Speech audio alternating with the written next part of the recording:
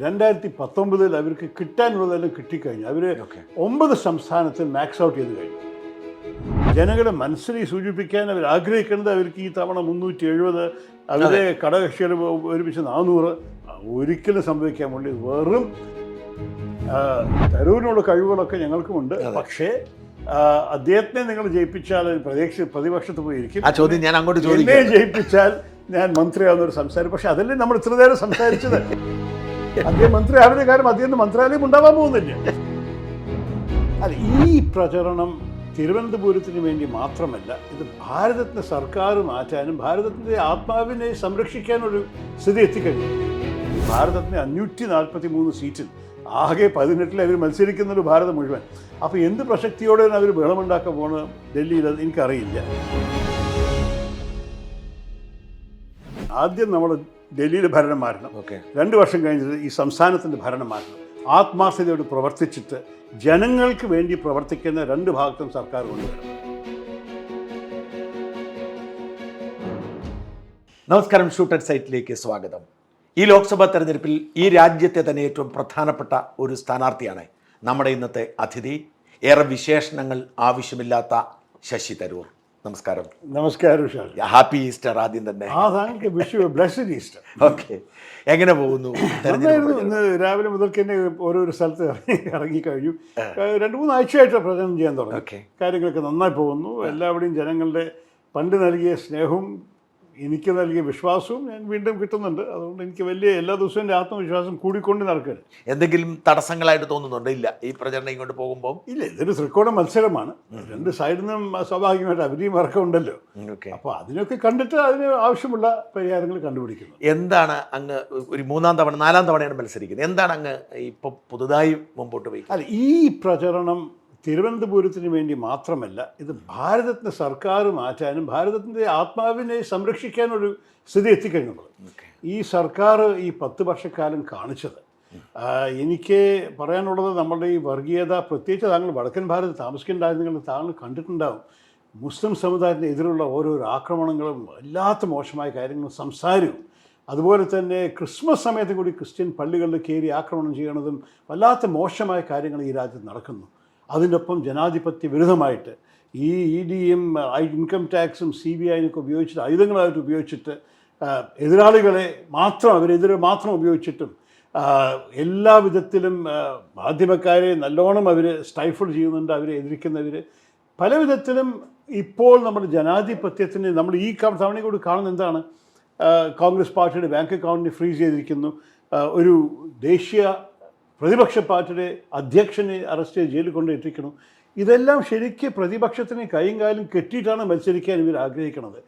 ഇതൊരു ജനാധിപത്യമാണെന്ന് തന്നെ പലരും ചോദിക്കാൻ തുടങ്ങിക്കഴിഞ്ഞു. ഇതല്ലേ നമ്മളെ സ്നേഹിക്കുന്ന വിദേശ രാജ്യങ്ങളുടെ കോമൻറ്റ് അടിക്കാൻ തുടങ്ങി.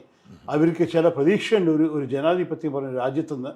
ഇതെല്ലാം ഇന്ത്യ മറക്കരുത് എന്നൊക്കെ പറഞ്ഞിട്ട് ജർമ്മനി, US ഒക്കെ പറഞ്ഞ ശേഷം നമ്മൾക്കൊരു നാൾക്കൊരു വരാൻ തുടങ്ങിക്കഴിഞ്ഞു അന്താരാഷ്ട്രീയ മേഖലയിൽ. ഈ സ്ഥിതിയിൽ ഭാരതത്തെ സംരക്ഷിക്കണമെന്നാണ് എൻ്റെ എല്ലാം വെച്ച് വലിയൊരു ആവശ്യം.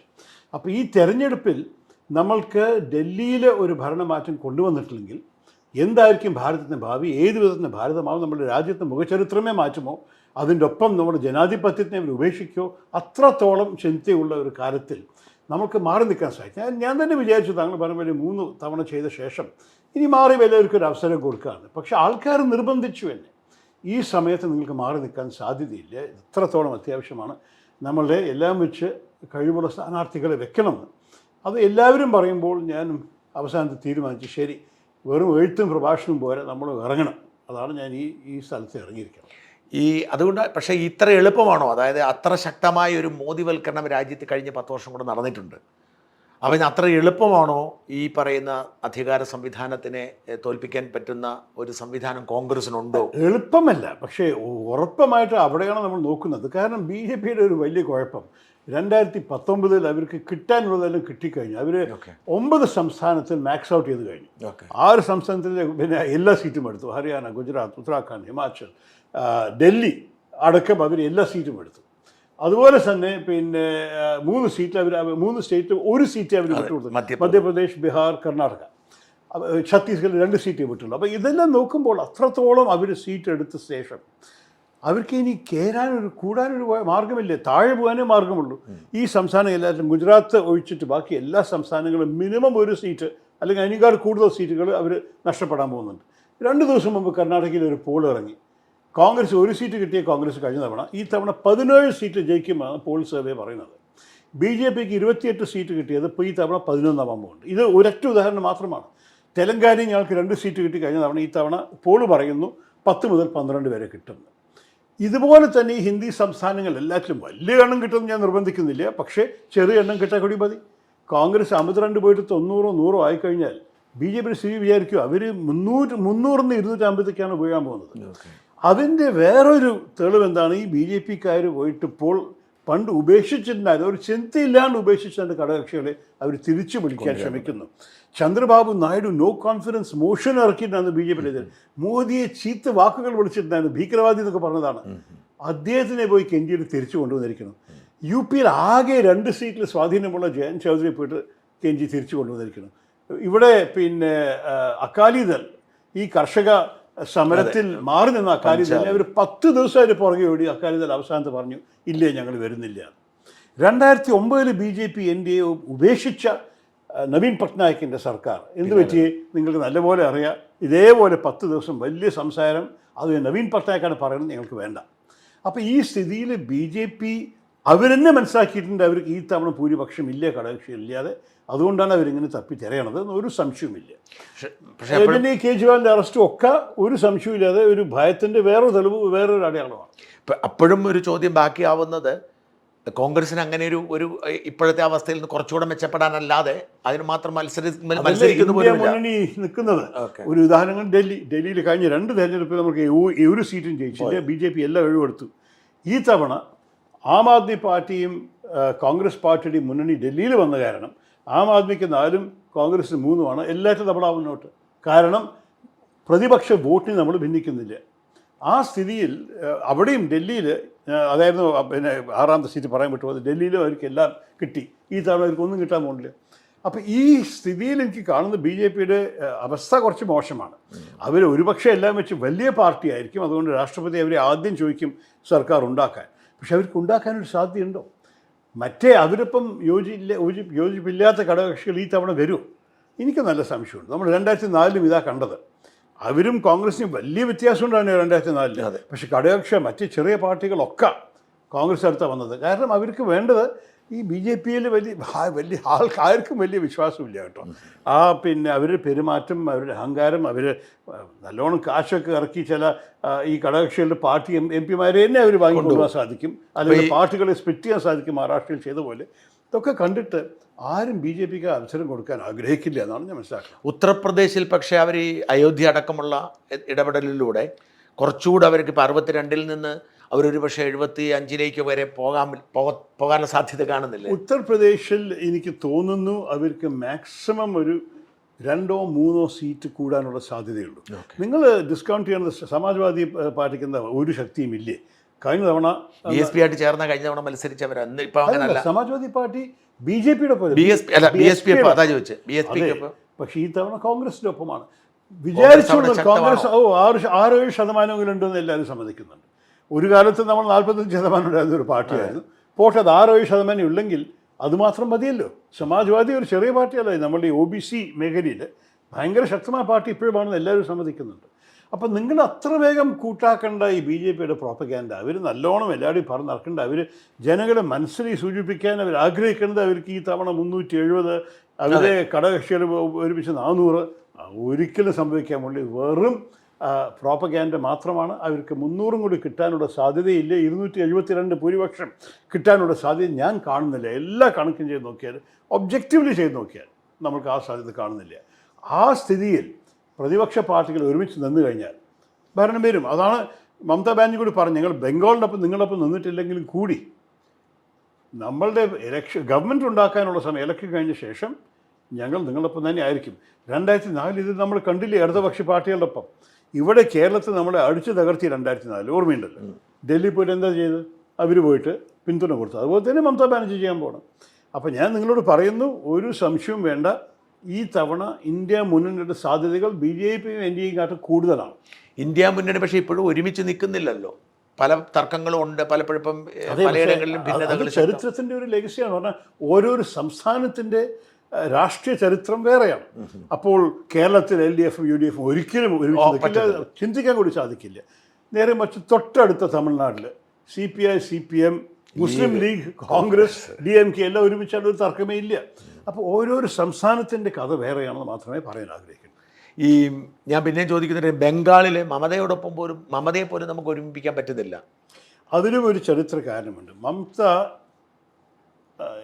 ഞാൻ ബംഗാളിൽ എൻ്റെ ഹൈസ്കൂളിൽ പഠിച്ച ഒരാളായ കാരണം എനിക്ക് അവരുടെ ആ ബാക്ക്ഗ്രൗണ്ട് നല്ലോണം മനസ്സിലാക്കാം. അവർക്ക് CPM തീരെ അംഗീകരിക്കാൻ സാധിക്കില്ല.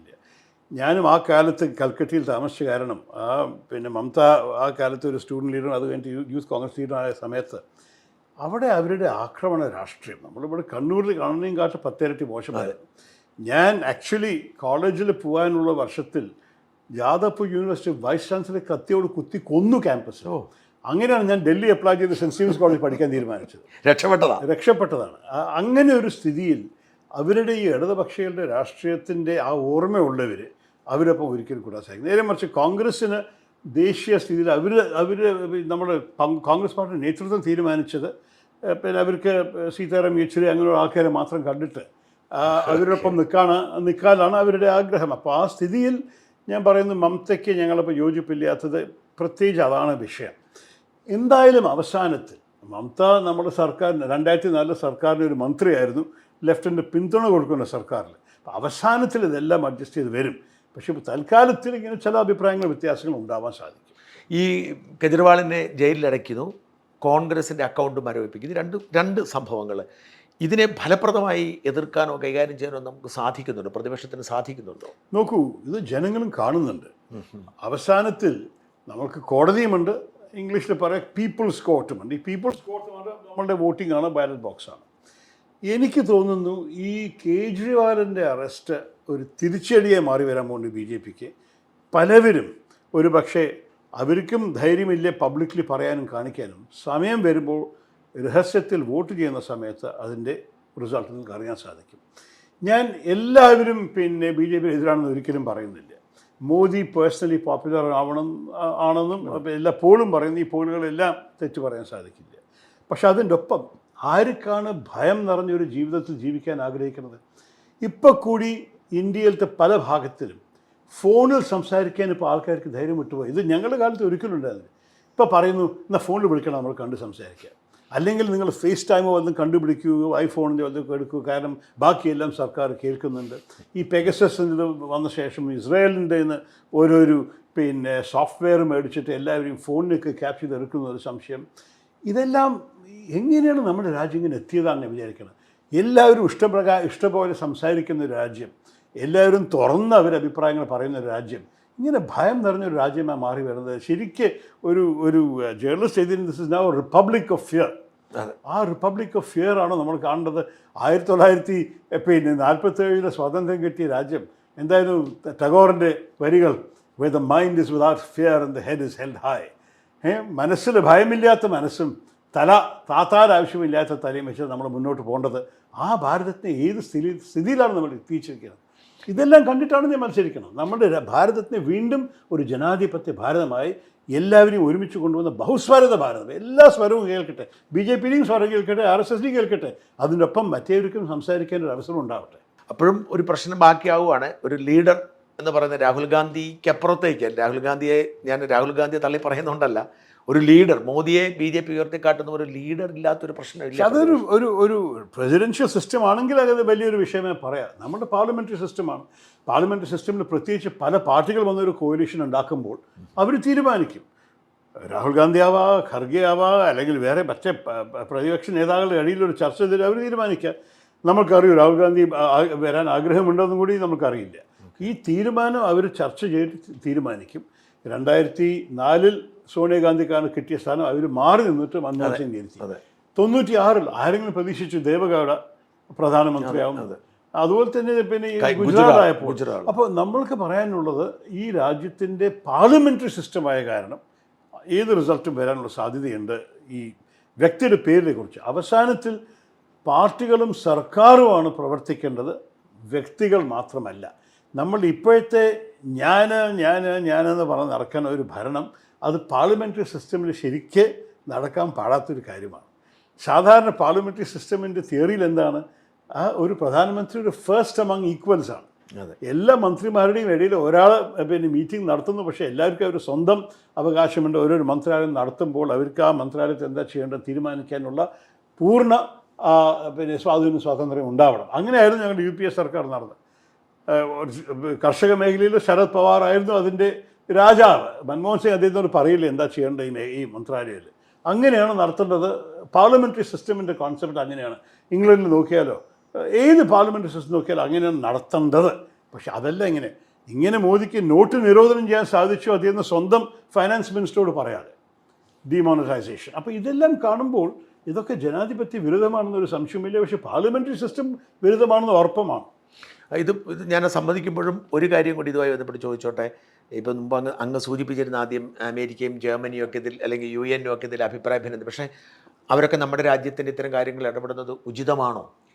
അല്ല, ഞാൻ വിദേശകാര്യ മന്ത്രാലയത്തിൽ പ്രവർത്തിച്ചാലും എനിക്ക് ഇഷ്ടമല്ല ഒരു വിദേശ രാജ്യം നമ്മളുടെ ഇൻറ്റേർണൽ അഫയേഴ്സിനെ കുറിച്ച്, നമ്മൾ രാജ്യത്തിനകത്ത് നടത്തുന്ന ഏത് കാര്യത്തെയും കുറിച്ച് കോമൻറ്റ് അടിക്കുന്നത് ഇഷ്ടമല്ല.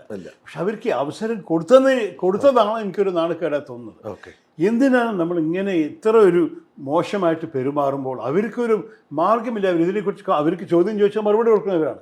നമ്മളുടെ പ്രധാനമന്ത്രിയെ പോലെ ഈ 10 വർഷം ഒരു പ്രസ് കോൺഫറൻസ് നടക്കാത്ത പ്രധാനമന്ത്രി അത് ജനാധിപത്യ ലോകത്തിൽ കണ്ടിട്ടില്ല.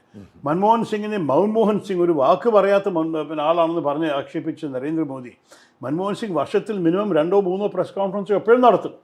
ഏത് വിദേശ ട്രിപ്പിൽ പോയാൽ പ്ലെയിനിൽ ജേർണലിസ്റ്റിനെ കൊണ്ടുപോയിട്ട് ജേർണലിസ്റ്റിനൊപ്പം പ്രസ് കോൺഫറൻസ് നടത്തും ഞാൻ കണ്ടിട്ടുണ്ട്. ആ സ്ഥിതിയിൽ നിന്ന് മാറി നമ്മളിപ്പോൾ ഒരു രാജാവിനെ പോലെ ഇരുന്നിട്ട് ഒരു ചോദ്യത്തിന് മറുപടി കൊടുക്കാത്തൊരു പ്രധാനമന്ത്രി നമ്മൾക്കുള്ളത്. വിദേശ ജനാധിപത്യത്തിൽ അങ്ങനെയല്ല. ചോദ്യം ചോദിച്ചാൽ അവർ മറുപടി പറയും. ജേർണലിസ്റ്റ് ചോദിക്കാനുണ്ട് ഇതിനെക്കുറിച്ച് എന്താ നിങ്ങളുടെ അഭിപ്രായം.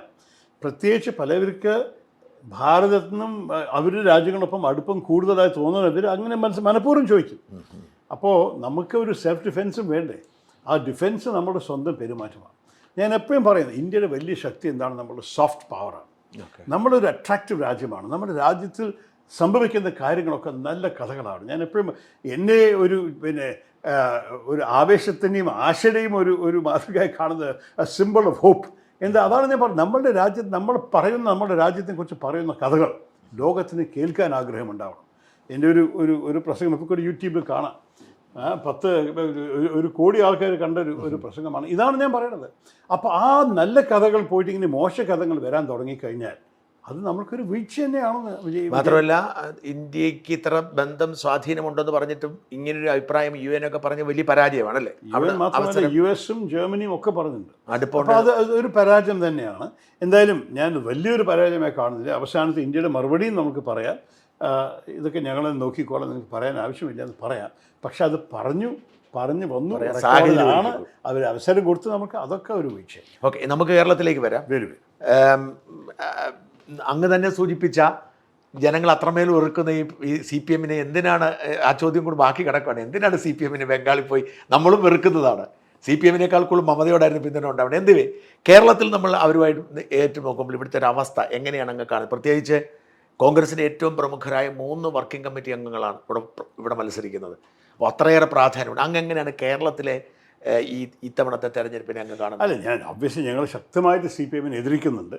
തിരുവനന്തപുരത്ത് മാത്രമേ ശരിക്കും ഒരു ത്രികോണ മത്സരമുള്ളൂ. ഞാൻ വേറെ എവിടെയും BJPക്ക് അത്ര വലിയ ശക്തി ഒന്നും കാണുന്നില്ല. അഥവാ നമ്മൾ കൂട്ടാൻ കൂടി 2-3 സ്ഥലത്തും കൂടി ഒരു പക്ഷേ തൃശ്ശൂർ ഒരു കാലത്ത് പറഞ്ഞിട്ടുണ്ടായിരുന്നു. പക്ഷേ എൻ്റെ സുഹൃത്ത് സുരേഷ് ഗോപി ഇപ്പോൾ ഞാൻ കേൾക്കുന്നത് വല്ലാത്തൊരു താഴെ സ്ഥാനത്ത് എത്തിക്കഴിഞ്ഞു. ഒരു കാലത്ത് അദ്ദേഹത്തെ ഒരു കൂട്ടാക്കുണ്ടായിരുന്ന ഒരു ത്രികോണ മത്സരത്തിൽ. എന്നാലും പോട്ടെ, ഞാൻ തൃശ്ശൂരിന് വേണ്ടിയിട്ടല്ല സംസാരിക്കാൻ ഇറക്കുന്നത്. ഞാൻ തിരുവനന്തപുരത്ത് കാണുന്നത് ശരിക്ക് ലെഫ്റ്റിന് ഒരു ശക്തി ഉണ്ട്. അതിൻ്റെ ഒപ്പം പിന്നെ BJPക്ക് എപ്പോഴും ഞാൻ ഈ സീറ്റ് എടുത്തത് ലെഫ്റ്റിൻ്റെയാണ്. ഞാൻ വരുന്ന മുമ്പ് 2 തെരഞ്ഞെടുപ്പ് അവർ ജയിച്ചതായിരുന്നു. PK വാസുദേവനും പനിയൻ രവീന്ദ്രൻ. പിന്നെ പനിയൻ എൻ്റെ എതിരെ മത്സരിച്ചില്ല. എന്തുകൊണ്ട് മത്സരിച്ചില്ല നമുക്ക് അവരോട് ഞാൻ ചോദിക്കണം. എന്തായിരുന്നു അവർക്ക് ഒരു കഴിവില്ലാതെ തോന്നിയത്. പക്ഷെ എന്തായാലും മത്സരിച്ചില്ല. 15 വർഷം കഴിഞ്ഞിട്ട് അദ്ദേഹത്തെ വീണ്ടും കൊണ്ടുവന്നിരിക്കണം മത്സരിക്കാൻ. നല്ലൊരു മനുഷ്യനാണ്. ആർക്കും ഒരു ഇഷ്ടക്കേടില്ല അദ്ദേഹത്തിനെ കുറിച്ച്. പക്ഷേ അദ്ദേഹം എന്താണ് പാർലമെൻറ്റിൽ പോയി ചെയ്യാൻ പോകുന്നത്, ഈ ലെഫ്റ്റിനെ എന്താ പാർലമെൻറ്റ് ചെയ്യാൻ പോകുന്നത്? നിങ്ങൾക്കറിയാം, ഭാരതത്തിന് 543 സീറ്റിൽ ആകെ 18 അവർ മത്സരിക്കുന്നൊരു ഭാരതം മുഴുവൻ. അപ്പോൾ എന്ത് പ്രസക്തിയോടെയാണ് അവർ ബഹളമുണ്ടാക്കാൻ പോകുന്നത് ഡൽഹിയിൽ, അത് എനിക്കറിയില്ല. അപ്പോൾ എനിക്ക് തോന്നൽ ഈ കാര്യത്തിൽ നമുക്ക് ശക്തമായിട്ട് ഇപ്പോൾ BJP എതിരിക്കുന്ന ഒരു പാർട്ടി, ഒരു ദേശീയ പാർട്ടി ഒന്നേ ഉള്ളൂ, അത് കോൺഗ്രസ് പാർട്ടി തന്നെയാണ്. നാളെ സർക്കാരിൻ്റെ ഒരു സെൻട്രൽ തൂണായിട്ട് നിൽക്കാൻ അത് കോൺഗ്രസ് പാർട്ടിയുള്ളൂ. നാളെ നമ്മൾക്കൊരു പുതിയൊരു കോalition സർക്കാർ കൊണ്ടുവരികയാണെങ്കിൽ അതിൽ പ്രധാനപ്പെട്ട പാർട്ടി കോൺഗ്രസിനെ ആയിരിക്കും. ഞാൻ പറഞ്ഞു 100 സീറ്റ് കിട്ടിയ കൂടി മതി, അതോടെ നമുക്കൊരു പാർട്ടി, ഒരു സർക്കാർ ഉണ്ടാക്കാൻ സാധിക്കും. അതുകൊണ്ട് എനിക്ക് തോന്നുന്നത് ശരിക്കും നമുക്ക് അഥവാ BJP എതിരിക്കാനൊരു ആവശ്യം തോന്നുകയാണെങ്കിൽ അങ്ങനെയുള്ള വോട്ടർമാർ കോൺഗ്രസിനെയാണ് ശരിക്കും തിരഞ്ഞെടുക്കേണ്ടത്. കോൺഗ്രസിനാണ് ആ എതിർപ്പ് ശരിക്കും ചെയ്യാൻ സാധിക്കുക. തിരുവനന്തപുരത്തിൽ പിന്നെ കഴിഞ്ഞ 2 തവണ സെക്കൻഡ് വന്നത് BJP ആണ്. അപ്പോൾ അവരുടെ പ്രവർത്തനം ഗൗരവമായിട്ട് എടുക്കണം. ഞാൻ എപ്പോഴും തോന്നിയിരിക്കുന്നത് എൻ്റെയും കാട്ടൊരു 10 ഇരട്ടി കാശ് ചെലവാക്കാൻ ഉണ്ടായിട്ടുണ്ട് BJP സ്ഥാനാർത്ഥികൾക്ക്. ചിലപ്പോൾ സ്ഥാനാർത്ഥികളുടെ കാര്യമില്ല, പാർട്ടിക്ക് ഇപ്പോൾ കൂടുതലുണ്ട്. ഇപ്പോൾ അതിനേക്കാൾ കൂടുതലുണ്ട്, കാരണം സ്ഥാനാർത്ഥിക്കുമുണ്ട് പാർട്ടിക്കുമുണ്ട്. അപ്പോൾ അതെല്ലാം കാണുമ്പോൾ നമ്മൾക്ക് ഗൗരവമായിട്ട് എടുക്കണമെന്നൊരു സംശയമില്ല. അതിൻ്റെ ഒപ്പം അവർ സ്ട്രാറ്റജി ഞങ്ങൾ മനസ്സിലാക്കിയിരിക്കുന്നത് സ്പഷ്ടം തന്നെയാണ്. ഒന്ന്, അവർ നഗരത്തിൽ കയറി പറയുന്നു തരൂരിനുള്ള കഴിവുകളൊക്കെ ഞങ്ങൾക്കുമുണ്ട്, പക്ഷേ അദ്ദേഹത്തിനെ നിങ്ങൾ ജയിപ്പിച്ചാൽ പ്രതിപക്ഷത്ത് പോയിരിക്കും, ആ ചോദ്യം ഞാൻ അങ്ങോട്ട് എന്നെ ജയിപ്പിച്ചാൽ ഞാൻ മന്ത്രിയാവുന്നൊരു സംസാരം. പക്ഷെ അതല്ലേ നമ്മൾ ഇത്ര നേരം സംസാരിച്ചത്. അദ്ദേഹം മന്ത്രിയാവുന്ന കാര്യം അദ്ദേഹത്തിന് മന്ത്രാലയം ഉണ്ടാവാൻ പോകുന്നില്ല. അപ്പോൾ ഈ ആർഗ്യുമെൻറ്റിന് പ്രസക്തിയില്ല. അത് ജനങ്ങൾ ബോധ്യപ്പെടുത്തി കഴിഞ്ഞാൽ എനിക്ക് തോന്നുന്നു അവർ മനസ്സിലാക്കും. അങ്ങ് പറയുന്നത് അങ്ങേ ജയിപ്പിച്ചാലാണ് മന്ത്രിയാകാൻ സാധ്യത ഉണ്ട് എന്നാണല്ലേ? കൂടുതൽ സാധ്യതയുണ്ട്. പക്ഷെ അതും കൂടി ഗ്യാരണ്ടി വേണ്ട. ഞാൻ വന്നാൽ എന്തായാലും എനിക്കൊരു പ്രധാനപ്പെട്ട ഒരു റോൾ ഉണ്ടാവും. അപ്പോൾ എന്തായിരിക്കും ആ റോള് നമ്മൾ പിന്നെ അത് വേറെ ആൾക്കാരാണ് തീരുമാനിക്കേണ്ടത്, ഞാനല്ല. പക്ഷേ എൻ്റെ വിശ്വാസമാണ്, പൂർണ്ണ വിശ്വാസമാണ്, ഈ തവണ ഈ ആർഗ്യുമെൻറ്റിൻ്റെ ഒരു ദൗർബല്യം ഇത് മാത്രമാണ്. അവർക്ക് ഒരു വിജയം കിട്ടിയാൽ കൂടി മന്ത്രിസ്ഥാനം അവർക്ക് വേണ്ടി കാത്തിരിക്കുന്നില്ല, കാരണം മന്ത്രാലയം ഉണ്ടാവാൻ പോകുന്നില്ല. അതൊന്ന്. രണ്ടാമത്തത്, അവരുടെ സ്ട്രാറ്റജി തീരദേശത്ത് പോയിട്ട് കുറേ അനാവശ്യമായ നുണപ്രചരണം നടത്തുന്നുണ്ട്. പൊഴിയൂരും മറ്റും അവർ ചില കാര്യങ്ങൾ പൊഴിയൂരിൽ പോയിട്ട് പ്രത്യേകിച്ച് സാമൂഹ്യ മാധ്യമത്തിൽ ചൂണ്ടിക്കാണിച്ചൊരു കാര്യമാണ്. അദ്ദേഹം പോയി പിന്നെ യൂട്യൂബിലൊരു വീഡിയോ ഇറക്കിയിട്ടുണ്ട്, വലിയൊരു മാപ്പൊക്കെ കൊണ്ടുവന്നിട്ട് അവിടെ 300 മീറ്റർ തന്നെ പുള്ളി ഞാനാ കെട്ടിക്കൊടുത്ത ഈ 300 മീറ്റർ എനിക്ക് ആകെയുള്ള 1.5 കോടി കാശ് ഇറക്കിയിട്ട് പൊഴിയൂരിൽ 1.10-ൻ്റെയും കൊച്ചുതോപ്പിൽ 50 ലക്ഷത്തിൻ്റെയും പുളിമുട്ട് കെട്ടി അവിടെയാണ് ഭൂമി സംരക്ഷി പോയത്. ബാക്കി എല്ലാവിടെയും അലിഞ്ഞു പോകുന്നുണ്ട് സമുദ്രത്തേക്ക്. സമുദ്രാക്രമണം മോശമാണ്. പക്ഷേ ഈ അദ്ദേഹം മറക്കുന്നൊരു കാര്യം എന്താണ്, അദ്ദേഹം കൊണ്ടുവന്ന ഒരു എഴുത്ത് ഫ്ലെക്സ് ബോർഡൊക്കെ ഇട്ടിട്ട് എല്ലാവരുടെയും വെച്ചിട്ടുണ്ട് പൊഴിയൂരിൽ. അതിൽ ചൂണ്ടിക്കാണിക്കുക എന്താണ്, ഒരു എഴുത്ത് ഒരു പ്രൈവറ്റ് സെക്രട്ടറി, ഫിഷറീസ് മന്ത്രാലയത്തിൻ്റെ പ്രൈവറ്റ് സെക്രട്ടറി എഴുത്ത് അയച്ചിട്ട് അദ്ദേഹത്തെ പ്രൈവറ്റ് സെക്രട്ടറിക്ക് അദ്ദേഹം ആ എഴുത്തിൽ പറഞ്ഞ 2 പോയിൻറ്റ് ഒരു പരിഹാരവുമല്ല. ഞാനിത് 10 വർഷം ഈ വിഷയത്തെക്കുറിച്ച് ബാധിക്കുന്ന ഒരു വ്യക്തിയാണ്. ഞാൻ ഫിഷറീസ് മന്ത്രിയെ കണ്ട് സംസാരിച്ചിട്ടുണ്ട്, ഞാൻ എൻവയറൺമെൻറ്റ് മന്ത്രിയെ കണ്ടിട്ടുണ്ട്. അവർക്ക് കോസ്റ്റൽ പ്രൊട്ടക്ഷൻ ഒരു ഉത്തരവാദിത്തമുണ്ട് വിചാരിച്ചിട്ട്, പിന്നെ ഫ്ലഡിൻ്റെ എതിർ പ്രത്യേകിച്ച് അവർക്ക് ഉണ്ടാവും. അതിൻ്റെ ഒപ്പം ഞാൻ ഈ ജൽശക്തി മന്ത്രി, ഇപ്പോൾ അദ്ദേഹമാണ് ജൽശക്തിയുടെ 2ാമത്തെ മന്ത്രി, പക്ഷേ അദ്ദേഹത്തിൻ്റെ മറ്റേ മന്ത്രിയുടെ എഴുത്ത് എനിക്ക് കിട്ടിയിട്ടുണ്ട്. ഈ എഴുത്തുകളൊക്കെ ഞാൻ കാണിച്ചിട്ടുണ്ട് പബ്ലിക്കിൽ. അവർ കേന്ദ്ര സർക്കാർ ഈ 10 വർഷക്കാലം ഞാൻ 20 പ്രാവശ്യം പാർലമെൻറ്റിൽ സംസാരിച്ചിട്ടുണ്ട്, ഞാൻ ചോദ്യങ്ങൾ ചോദിച്ചിട്ടുണ്ട്, ഞാൻ പിന്നെ 0 hour ക്വസ്റ്റ്യൻസ് പബ്ലിക് ഇമ്പോർട്ടൻസ് സംസാരിച്ചിട്ടുണ്ട്, റൂൾ 377 സംസാരിച്ചിട്ടുണ്ട്, എൻ്റെ ബഡ്ജറ്റ് പ്രസംഗം ഞാൻ കോൺഗ്രസ് പാർട്ടിക്ക് വേണ്ടി സംസാരിക്കുമ്പോൾ ഇതിനെ ഉൾപ്പെടുത്തിയിട്ടുണ്ട്. ഞാൻ പ്രധാനമന്ത്രിക്ക് എഴുത്തടക്കം എഴുതിയിട്ടുണ്ട്. ഞാൻ പറഞ്ഞു 6 ഇഞ്ച് ഭൂമി ചൈന പിടിച്ചു കൊണ്ടുപോയാൽ നമ്മളത് ദേശീയ വിഷയമാക്കും. പക്ഷേ എൻ്റെ തീരദേശത്ത്, എൻ്റെ തിരുവനന്തപുരം മണ്ഡലത്തിൽ 64 സ്ക്വയർ കിലോമീറ്ററാണ് എൻ്റെ കാലത്തിൽ നഷ്ടപ്പെട്ടിരിക്കുന്നത്. അതെല്ലാം ഭാരത് മാതയുടെ ഭൂമിയല്ലേ, നിങ്ങൾ അതിനെ സംരക്ഷിക്കാൻ വേണ്ടി ഇതിനുവേണ്ടി നിങ്ങൾ കാശ് കണ്ടുപിടിച്ചുകൂടെ? പക്ഷെ അവരുടെ ലൈൻ എന്താണ്, എല്ലാ എഴുത്തിലും പാർലമെൻറ്റിൽ ഓൺ ദ റെക്കോർഡ് എഴുതിയ മറുപടിയിലും ഞങ്ങളുടെ ഉത്തരവാദിത്തമല്ല, തീരദേശം സംരക്ഷിക്കുന്നത് സംസ്ഥാന സർക്കാരിൻ്റെ ഉത്തരവാദിത്തമാണ്, ഞങ്ങളിതിൽ സഹായിക്കാൻ സാധിക്കില്ല. അതുമാത്രമല്ല, അവരത് പറഞ്ഞു എന്ന് മാത്രമല്ല, നമുക്ക് കണ്ടത് ഇവിടെ വന്നിട്ട് സംസ്ഥാന സർക്കാരോട് സംസാരിച്ച സംസ്ഥാന സർക്കാർ പറയുന്നു ഞങ്ങൾക്ക് കാശില്ല. അപ്പോൾ ഇവിടെ പറയുന്നു കാശില്ല, അവിടെ പറയും ഞങ്ങൾക്കൊന്ന് കൊടുക്കാനില്ല, അവരെന്നെ ചെയ്യണം. നേരെ മറിച്ച് തൊട്ടടുത്ത് തമിഴ്നാട്ടിൽ നമ്മൾ നോക്കിയാൽ, ഞാൻ കൊല്ലങ്കോട് എന്ന് പറഞ്ഞൊരു ഗ്രാമത്തിൽ പോയി ഇങ്ങനെ നോക്കിയാൽ മതി, എൻ്റെ സ്വന്തം കണ്ണോട് കാണാം, വൈനോക്കലൊന്നും ആവശ്യമില്ല. എല്ലാ 200 മീറ്റർ അവിടെ പുളിമുട്ട് കെട്ടിയിട്ടുണ്ട്.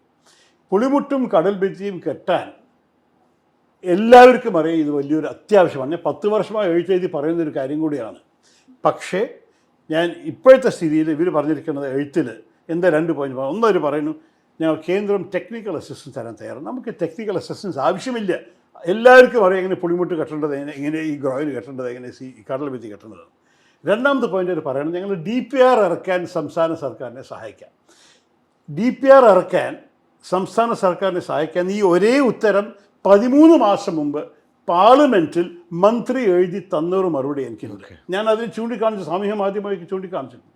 അപ്പോൾ 13 മാസം മുമ്പ് DPR എഴുതാമെന്ന് പറഞ്ഞ ഒരു മറുപടി 13 മാസം കഴിഞ്ഞിട്ട് പിന്നെ BJP സ്ഥാനാർത്ഥി വന്നിട്ട് അതിന് വലിയൊരു പരിഹാരം കൊണ്ടുവരുമെന്ന് പറഞ്ഞാൽ ഇത് ശരിക്ക് ജനങ്ങളെ അപമാനിക്കുന്ന ഒരു സംസാരമാണ്. ഈ 13 മാസത്തിൽ DPR വന്നിട്ടില്ല, മനസ്സിലായി? എന്തോ ഉത്തരം ഉണ്ടെന്നൊക്കെയാണ് അദ്ദേഹം സർക്കാർ ഇതാണ് ഉത്തരം കൊണ്ടുവന്നിരിക്കുന്നത്. ഈ എഴുത്താണ്, ഇതാ എൻ്റെ കയ്യിലുണ്ട് ഈ എഴുത്ത്. ഈ എഴുത്തിനാണ് അദ്ദേഹം കൊണ്ടു ചൂണ്ടിക്കാണെങ്കിൽ എല്ലാവർക്കും എന്താ ഒരു PS അദ്ദേഹത്തിന് PS എഴുതി എഴുത്താണ്. ഇതാണ് 2 പോയിന്റ്. ഇതിൽ ടെക്നിക്കൽ അസിസ്റ്റൻസ്, ഇതിൽ പിന്നെ ചൂണ്ടിക്കാണിക്കാനുള്ളത് എന്താണ് ഈ DPR. ഞാനൊരു കാര്യം പറയട്ടെ, നമ്മൾക്ക് ഇതൊന്നും ആവശ്യമില്ല. ഒരൊറ്റ കാര്യം ആവശ്യമുള്ളത് കാശാണ്. ഞാൻ സംസ്ഥാന സർക്കാരിൻ്റെ മന്ത്രി റോഷി ഓഗസ്റ്റിനൊപ്പം സംസാരിച്ചത് ഈ കാര്യത്തിൽ. അവർക്കൊരു ഉത്തരവാദിത്വമുണ്ടെന്ന് അവർ കേന്ദ്രം തന്നെ പറയുന്നു. അദ്ദേഹത്തിൻ്റെ മന്ത്രാലയം ഒരു DPR ഇറക്കിയിട്ടുണ്ട്. പക്ഷേ ഇപ്പോഴല്ല, തെരഞ്ഞെടുപ്പ് പ്രഖ്യാപിക്കുന്ന ഒരു 3-4 ദിവസം മുമ്പ്. അത് കുറച്ച് താമസിച്ചു പോയി നമ്മൾ എല്ലാവർക്കും സമ്മതിക്കും. പക്ഷേ ആ DPRനെ ഇറക്കിയതിൽ എന്താണ് അവർ പറയുന്നത്, 376 കോടിയുടെ പദ്ധതിയായിരിക്കും ഈ തീരദേശത്തെ സംരക്ഷിക്കാൻ. അതിലത്തെ 200 കോടി കേന്ദ്രം തരണം. പക്ഷേ ഇതാണ് പ്രശ്നം. ഒന്നാം കാര്യം, ഇവർ ഈ ബാക്കി 176 കോടി അവരുടെ ബഡ്ജറ്റിൽ ഉൾപ്പെടുത്തിയിട്ടില്ല.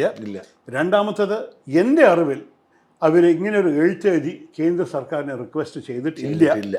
മൂന്നാമത്തത്, കേന്ദ്ര സർക്കാർ 200 കോടി തരാൻ തയ്യാറാണെന്ന് എഴുതി പറഞ്ഞിട്ടുമില്ല. അപ്പോൾ എവിടെ പരിഹാരം? BJPയും നമ്മളെ വഷളാക്കാൻ ശ്രമിക്കുന്നു, പിന്നെ സംസ്ഥാന സർക്കാരും വഷളാക്കുന്നു.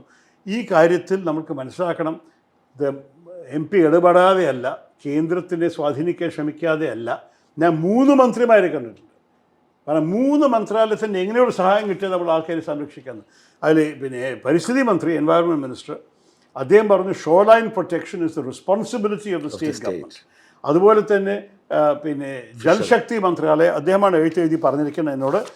പിന്നെ ജൽശക്തി പറയുന്നു, ഞങ്ങൾക്ക് there is no provision of inclusion of any new project from the state of Kerala for funding. ജൽശക്തിയിലുള്ളത് ഫ്ലഡിൻ്റെ സംരക്ഷണമാണ്. അപ്പോൾ കടലാക്രമണം നമ്മൾ ഫ്ലഡിങ് ആയിട്ട് പറയാം, പക്ഷെ എന്നാലും അതിന് അവർ കാശ് തരില്ല. മന്ത്രി എഴുത്ത് തന്നാണ്. ഇതൊരു വെറും ഒരു സെക്രട്ടറിയുടെ എഴുത്താണ്. ഞാൻ ആ ഒരേ മിനിസ്ട്രി അല്ല, ഇത് ഫിഷറീസ് മിനിസ്ട്രിയും കൂടിയാണ്, ഇത് ജൽശക്തിയാണ്. അപ്പോൾ മൊത്തത്തിൽ നമ്മൾ കാണുന്നത് 3 മന്ത്രാലയത്തെ വഴി ശ്രമിച്ചിട്ടും ഈ പിന്നെ ഹിന്ദിയിൽ പറയും തൂ മേമേ, ഒരാൾ പറയണു എൻ്റെയാണ്, മറ്റേ പറയണു എൻ്റെയാണ്. അപ്പോൾ അവസാനത്തിൽ 2000 ഒന്നും ചെയ്യാൻ തയ്യാറല്ല. ഞാൻ പറയുന്നു, ഇംഗ്ലീഷിലൊരു ഒരു ഒരു മോശം എക്സ്പ്രഷനാണ് കട്ട് ദ ക്രാപ്പ്. ഇതെല്ലാം നിങ്ങൾ മാറ്റി വെച്ച് വെറും ഒരു കാശ് തരാൻ സാധിക്കുമ്പോൾ ഞങ്ങൾ പുളിമുട്ടി കെട്ടിക്കോളാം, ഞങ്ങൾ പിന്നെ കടൽ ഭിത്തി കെട്ടിക്കോളാം, സീ ബോൾസ് ആൻഡ് ഗ്രോയിൻസ്. ഇതാണ് അതിൻ്റെ ഒരൊറ്റ ആവശ്യമുള്ളത്. അതിന് വേണ്ടിയിട്ട് ഈ വെറുതെ എഴുത്തുകൾ എഴുതിയിട്ട് മറുപടി പറഞ്ഞിട്ടും DPRും പ്രോജക്റ്റ് പ്രപ്പോസലും ടെക്നിക്കൽ അസിസ്റ്റൻസും പറയണ്ട. കാശ് തരാനുണ്ടോ തന്നോളൂ, അല്ലെങ്കിൽ നടക്കില്ല. അപ്പോൾ അങ്ങേക്ക് കൊടുക്കാനുള്ള ഓഫർ എന്താണ് മത്സ്യത്തൊഴിലാളികളോട്? അങ്ങ് എന്താണ് പറയാൻ ആഗ്രഹിക്കുന്നത്? എൻ്റെ വലിയൊരു ആഗ്രഹമാണ് ഷാജൻ, ആദ്യം നമ്മൾ ഡൽഹിയിൽ ഭരണം മാറ്റണം. 2 വർഷം കഴിഞ്ഞിട്ട് ഈ സംസ്ഥാനത്തിൻ്റെ ഭരണം മാറ്റണം. ആത്മാർത്ഥതയോട് പ്രവർത്തിച്ചിട്ട് ജനങ്ങൾക്ക് വേണ്ടി പ്രവർത്തിക്കുന്ന 2 ഭാഗത്തും സർക്കാർ കൊണ്ടുവരണം. എൻ്റെ അഭിപ്രായത്തിൽ ഈ കേന്ദ്ര സർക്കാരിൽ നമുക്ക് 200 കോടി ഉൾപ്പെടുത്താൻ അത്ര ബുദ്ധിമുട്ടുണ്ടാവരുത്. നമ്മളവർ കുറച്ചൊക്കെ ഇതെല്ലാം ചൂണ്ടിക്കാണിച്ചിട്ട് നാണക്കേടും കൂടി കൊണ്ടുവരാൻ സാധിക്കും. നിങ്ങളുടെ സ്ഥാനാർത്ഥി വന്ന് പറഞ്ഞു നിങ്ങളിത് ചെയ്യാൻ പോകുന്നത്, ഇനി കാശ് കണ്ടുപിടിക്കുമെന്ന് പറയാൻ പോവാം. പക്ഷേ സംസ്ഥാനത്തിൻ്റെ മറ്റേ ഭാഗം കൊടുക്കണമല്ലോ, സംസ്ഥാനത്തിന് നടപ്പിലാക്കണമല്ലോ. സംസ്ഥാനത്തിൻ്റെ അൾട്ടിമേറ്റ് പ്രോജക്റ്റ് തന്നെ ആയി മാറി വരും. അതിലത്തെ ഒരു ഭാഗം കേന്ദ്രം കൊടുക്കും, 60%, 40% സംസ്ഥാന സർക്കാർ കണ്ടുപിടിക്കും. അതാണ് അതിൻ്റെ ഈ 1.5 പതിറ്റാണ്ട്, അതായത് 15 വർഷം MP എന്ന നിലയിൽ അങ്ങ് പ്രധാന കാര്യം എന്താണ്? അങ്ങ് ആദ്യം ഞാൻ വന്നപ്പോൾ ഇപ്പോൾ എൻ്റെ മണ്ഡലത്തിലുള്ള റോഡ് തമിഴ്നാട് ബോർഡർ വരെ, കാരോട് വരെ എത്തിയിട്ടുണ്ട്. അത് കഴിഞ്ഞിട്ട് കന്യാകുമാരിക്ക് പോണതിൽ ഒരൊറ്റ ഇഞ്ച് ഇളകിയിട്ടില്ല. BJP ഭരണം അപ്പോഴും ഉണ്ടായിരുന്നല്ലോ. ഞാനതിനകത്ത് ഒരു കാര്യത്തിൽ ഇപ്പോൾ എനിക്ക് പോലും ഒരു തിരുവനന്തപുരത്ത് പ്രവർത്തിക്കുന്ന ഒരു മാധ്യമ പ്രവർത്തകനായി ഞാൻ പോലും പുതിയ കാര്യമായിട്ടാണ് അറിയുന്നത് ഈ പറയുന്ന ടെക്നോ പാർക്കിലെ ഡെവലപ്മെൻറ്റൊക്കെ അങ്ങയുടെ റോളുള്ളത്. പലരും അറിയുന്നില്ല, ഇത് സർക്കാരിൻ്റെയാണ്. നമ്മൾക്കത് ഒരു ഭാഷ, ഒരു മതം, ഒരു നേതാവ്, ഒരു പാർട്ടി, ഒരു തെരഞ്ഞെടുപ്പ് എന്ന് പറയുന്ന ഒരു വിശ്വാസം, അതിനെ ഒരിക്കലും നമ്മൾ അംഗീകരിക്കാൻ സാധിക്കില്ല. അതിനെ നമ്മൾ തടുത്തിട്ടില്ലെങ്കിൽ ശമ്പളങ്ങളും പെൻഷൻസും പലിശയും മാത്രം വികസനത്തിൻ്റെ ബഡ്ജറ്റിനെക്കാട് കൂടുതലാണ്. പിന്നീട് കോൺഗ്രസ് അങ്ങ് അധികാരത്തിൽ നിന്ന് നിഷ്കാസിതമായി. വേണ്ടായിരുന്നു എന്ന് തോന്നിയോ? BJP ആയിരുന്നു നല്ലതെന്ന് തോന്നിയോ? ഞാൻ ഒരു ദിവസം രാഷ്ട്രീയം വിടുന്ന ഒരു സംശയമില്ല. ഞാൻ മരിക്കുന്നവരെ രാഷ്ട്രീയം ചെയ്യാൻ പോകുന്ന ഒരാളല്ല. പക്ഷെ മാറി നിൽക്കുന്ന കൂടി ഇവർ തന്നെ ആയിരിക്കും. ഇതാണ് എൻ്റെ സ്ഥലം.